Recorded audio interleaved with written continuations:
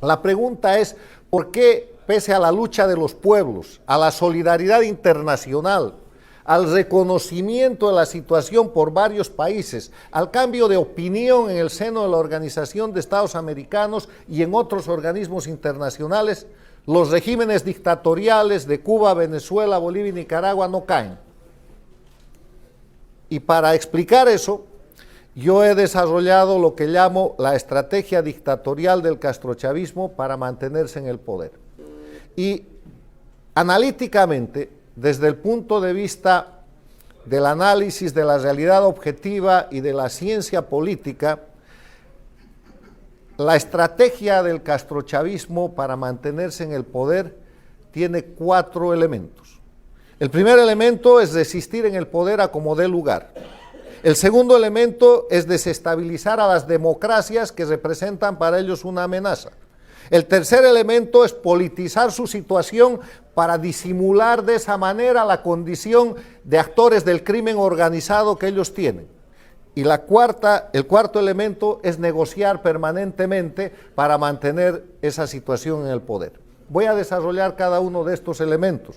Resistir en el poder, desestabilizar las democracias, politizar su situación y negociar. Cuando hablamos de resistir en el poder, estamos viendo cómo la dictadura cubana, la dictadura venezolana, la dictadura nicaragüense, la dictadura boliviana, tienen cantidad de masacres en su haber. La violación de los derechos humanos no es un problema. El adversario político es un enemigo. Y al enemigo lo eliminan, lo encarcelan, le asesinan la reputación o lo fuerzan al exilio. Y forman dentro de su país, dentro del país que controlan, forman simplemente un escenario en el cual construyen una oposición funcional. ¿Qué es una oposición funcional? Es como una jaula. La jaula puede ser muy grande o puede ser muy pequeña, pero quienes están en la jaula no pueden salir de ahí. Y en ocasiones el límite es no hablar mal del dictador, en otras ocasiones puedes tener más acceso al poder, puedes ser alcalde, diputado, pero tienes que simular que eso funciona como una democracia, estando limitado fundamentalmente en la imposibilidad de acceder al poder. Y la esencia de lo que es una oposición en democracia es que es opositor a aquel grupo o actor político que por la vía de las elecciones y el Estado de Derecho tiene posibilidad de acceder al poder. Ninguna de las que se llaman oposiciones en las dictaduras de delincuencia organizada de Cuba, Venezuela, Bolivia y Nicaragua tienen la posibilidad de acceder al poder. Hacen el juego de legitimación que es para lo que están construidas. Los verdaderos opositores, lo he dicho y lo reitero, están muertos, están presos o están en el exilio. Hay excepciones que pueden confirmar la regla, pero esa es la regla. Entonces, ese es el primer elemento. Las dictaduras resisten a como dé lugar. No les importa matar a nadie o matar a cuantos. Miren Venezuela, miren Nicaragua, miren la propia Cuba, miren Bolivia, donde hay más de 20 masacres pequeñas, pero que sumadas dan decenas de muertos cometidos en los últimos casi 14 años por el dictador Morales y su régimen, aplicando la metodología castrista. El segundo elemento de esa estrategia es desestabilizar a las democracias que son una amenaza para ellos, y además lo hacen públicamente. Uno de los instrumentos más importantes de operación política, entre comillas, del castrochavismo es el Foro de Sao Paulo. El Foro de Sao Paulo se reunió en La Habana hace un año y sacó como conclusión que para defender los regímenes de Cuba, Venezuela, Bolivia y Nicaragua había que empezar a desestabilizar a los aliados del sistema del imperialismo que los atacaban.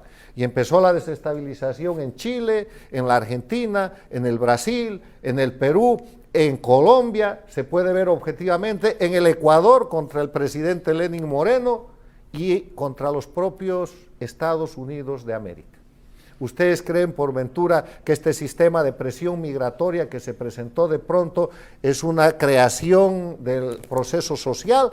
Es un hecho político digitado para desestabilizar y agredir al país que es la primera democracia del mundo, que son los Estados Unidos. O sea, les estoy dando ejemplos de cómo se pone en marcha un proceso de desestabilización de las democracias para que las democracias estén ocupadas en el proceso interno y no se ocupen de que caiga la dictadura de Venezuela, la de Cuba, la de Bolivia o la de Nicaragua. lo hacen bien. El tercer elemento es politizar su situación. Una de las características que el mundo puede comprobar por la revolución comunicacional, por la tecnología que ahora permite que en tiempo real todos sepamos las noticias y más, es que las dictaduras, el castrismo en Cuba, el castrochavismo en Venezuela, en Bolivia y en Nicaragua, no son actividades políticas. Eso no es política. La política es una actividad que tiene como características, entre otras, el servicio al pueblo, la elección por el pueblo, la rendición de cuentas, el carácter temporal de la función pública. Esto no es política. Estos señores toman el poder y se quedan para siempre y matan, asesinan, roban, hacen lo que quieren y para mantener su impunidad siguen en el poder. Eso se llama crimen organizado transnacional. Y no está en el ámbito de la política, sino está en el ámbito más bien de la Convención de Palermo contra el crimen organizado transnacional.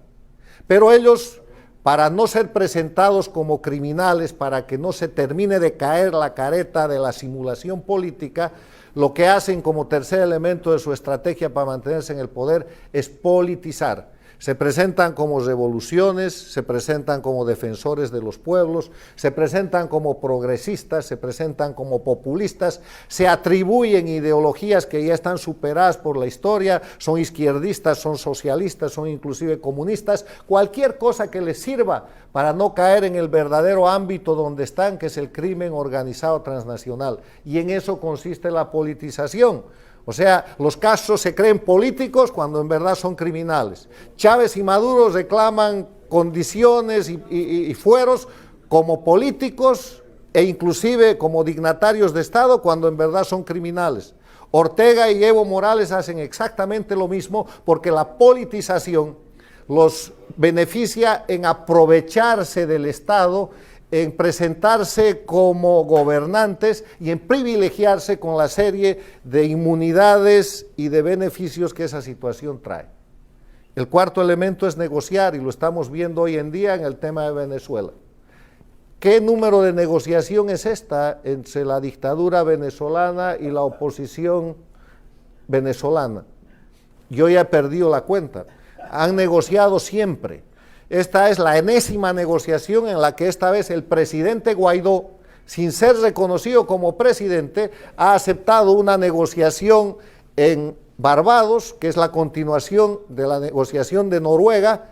Noruega arma la negociación y la lleva adelante y Noruega no ha reconocido a Guaidó. Entonces, en esa dinámica, el negociar es una manera de adquirir un balón de oxígeno, es una manera de tener un poder de sobrevivencia de parte de las dictaduras. La negociación es el instrumento preferido para dilatar, para distender, para volver a empezar, para dividir al adversario, para hacerle perder fuerza y para poner en marcha un nuevo momento del proceso dictatorial. Esa es la estrategia, es muy sencilla y funciona en Cuba desde hace 60 años, en Venezuela desde hace 20 y en los otros países, en Bolivia y Nicaragua desde hace casi 14. Y yo quiero hacer hincapié en que tenemos que conocer su estrategia, que viene mezclada, que viene, estos cuatro elementos se mezclan de acuerdo a la situación. Un día reprimen, meten 200 presos políticos, al día siguiente están negociando los presos políticos que van a liberar, entonces sueltan 50 y la oposición se cree que es un gran triunfo y la comunidad internacional cree que las cosas están cambiando.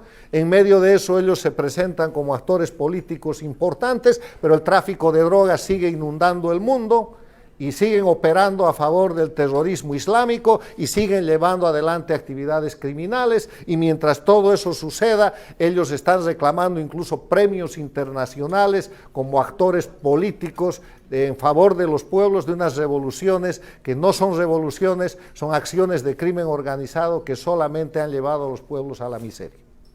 Esta mi exposición sería incompleta si es que no planteo cómo hacer para que esta estrategia fracase y cómo derrotar de una vez a las dictaduras. Y pueden haber muchas sugerencias estudiando la estrategia, estudiando los elementos de la estrategia, que los he planteado, los he publicado y los tengo sometidos al público político y académico para su análisis, enriquecimiento y para su aplicación.